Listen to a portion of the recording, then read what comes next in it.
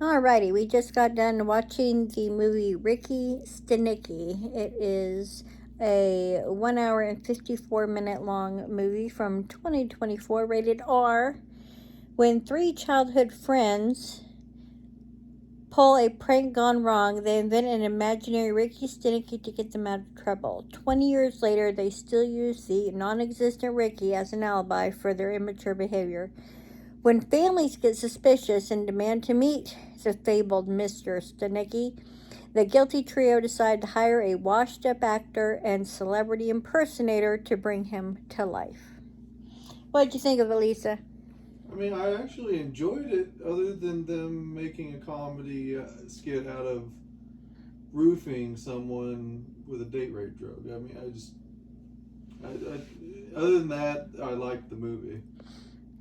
Yeah, I thought for a comedy it was okay. I know I'd probably give it 3 out of 5 stars.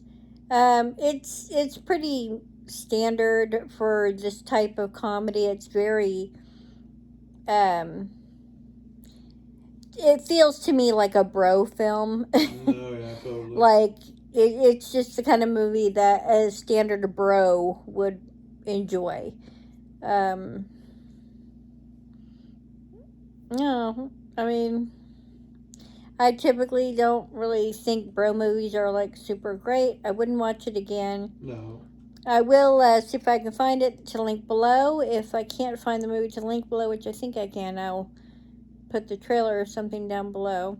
If you've seen Ricky Stanicky, let me know what you thought of it down below. But yeah, if you're not into bro movies, I would say this would be one to skip. Yeah, pass on it. Yeah. But if you like bro movies, like the bro comedies, Then it's worth a watch. go for it. Enjoy. Thanks for watching, and we'll see you in the next one. Bye-bye.